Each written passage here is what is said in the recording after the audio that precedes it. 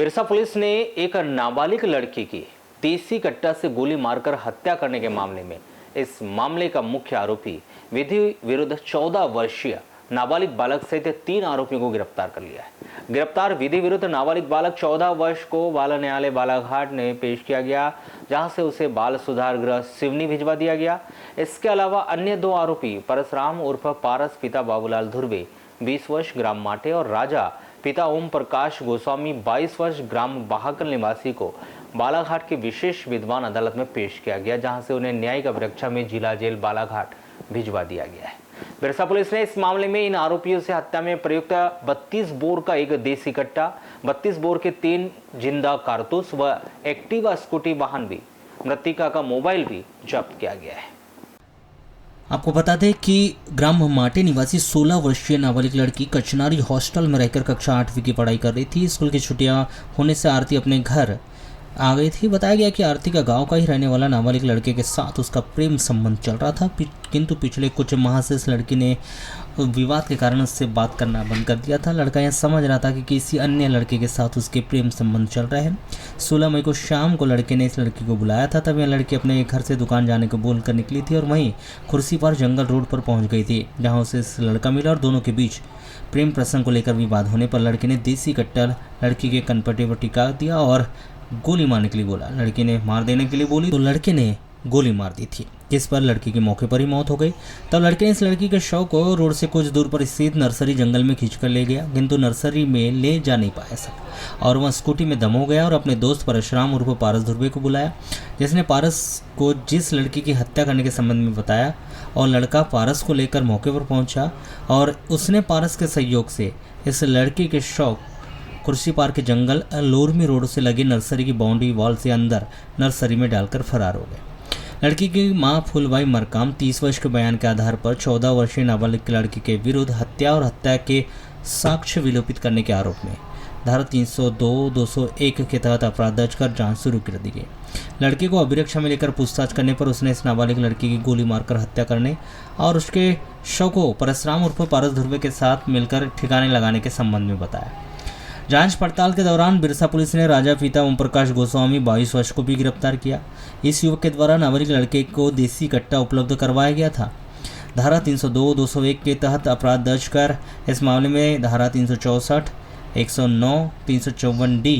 भारतीय दंड विधान की धारा 3(25) अनुसूचित जाति जनजाति अत्याचार निवारण अधिनियम की धारा 11/12 लैंगिक अपराधों से बालकों का संरक्षण अधिनियम की धारा 25-27 आयुध अधिनियम का इजाफा किया गया। इस मामले में गिरफ्तार विधि विरुद्ध बालक सहित 3 लोगों को बिरसा पुलिस ने 19 मई को बालाघाट लेकर आई, जहां विधि विरुद्ध बालक को बालाघाट के बाल न्यायालय में पेश किया गया, जहां से उसे बाल सुधार गृह सिवनी भिजवा दिया गया। वहीं 2 अन्य आरोपी परसराम उर्फ पारस धुर्वे और राजा गोस्वामी को बालाघाट की विशेष अदालत में पेश किया गया, जहां से उसे न्यायिक अभिरक्षा में जिला जेल भिजवा दिया गया है। सर मामला क्या है? थाना बिरसा क्षेत्र में दिनांक 17 मई को खुर्सीपार नामक गांव से निकल करके लोरमी रोड पर मेन रोड से लगभग 100 मीटर अंदर वन विभाग की नर्सरी में एक डेड बॉडी मिलने की सूचना प्राप्त होती है, जिसकी सूचना पर से पुलिस मौके पे पहुंची और मौके पे पुलिस ने पाया कि एक नाबालिग बालिका उम्र लगभग 14 वर्ष की, जिसकी गोली मार करके हत्या कर दी गई है, उसकी शव छुपाने की दृष्टि से उसकी डेड बॉडी को यहाँ पर मौके पर छुपाया गया है और मृतका की मां के रिपोर्ट पर से मृतका की मां ने प्रथम दृष्टया बताया कि दिनांक 16 तारीख को वह शाम 5 बजे से घर से गायब है, जिस दिन से उसको लगातार ढूंढ रहे थे। मतलब अगले दिन डेड बॉडी उसकी मिलने पर मृतका की मां की रिपोर्ट पर से अज्ञात व्यक्ति के खिलाफ 302 का प्रकरण पंजीबद्ध किया गया। प्रकरण गंभीर था। श्रीमान पुलिस अधीक्षक महोदय श्री समीर सौरभ सर के निर्देशन में और श्रीमान अध्यक्ष पुलिस अधीक्षक महोदय श्री केल बंजारे सर के मार्गदर्शन में घटना स्थल जो था जहां डेड बॉडी मिली थी उसके आसपास घटना के संबंध में साक्ष्य थे, इसलिए वहां पे आसपास के सभी क्षेत्र को सुरक्षित किया गया। मौके पे वैज्ञानिक FSL फॉरेंसिक की टीम का विजिट कराया गया और वहाँ पे जितने भी साक्ष्य थे उन साक्ष्यों को कलेक्ट किया गया। मृतका का पीएम पैनल के द्वारा कराया गया। पैनल के द्वारा पीएम के दौरान उसके सर में जो बुलेट थी उसके बुलेट को भी जब्ती की गई। प्रकरण के संबंध में मुखबिर तंत्र विकसित किए गए और गोपनीय तरीके से मिली सूचना और मृतका की मां से मृतका के संबंध में विस्तृत पूछताछ करने पर और जो मौके पे आरोपी के इस प्रकरण में अपचारी प्रारंभिक रूप से जो उपचारी था उसके द्वारा जो साक्ष्य छोड़े गए थे, इन सभी के को कोरिलेट कर इस विश्वास होने पर एक पुलिस अभिरक्षा में लेकर एक 16 वर्षीय बालक से पूछताछ की गई तो उसने घटना को कबूल किया और उसके द्वारा बताया गया कि इस मृतका से इसका प्रेम प्रसंग था। बाद में रिश्ते में दरार आने के बाद उसने उस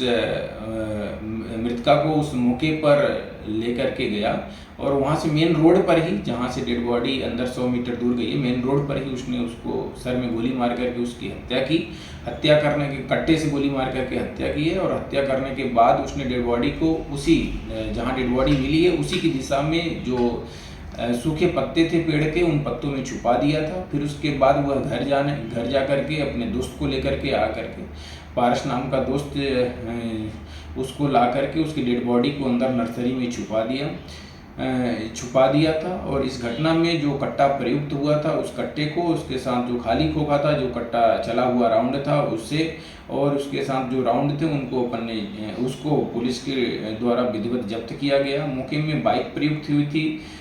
मौके में स्कूटी प्रयुक्त हुई थी। इस घटना को अंजाम देने में परिवहन के लिए उसके द्वारा जो प्रयुक्त किया गया था उस स्कूटी को भी जब्त किया गया। स्कूटी के चूँकि बारिश थी उस दिन, तो घटना दिनांक के दिन बारिश थी, तो स्कूटी के टायर के मार्क्स थे, उस मार्क्स का जो मौके पे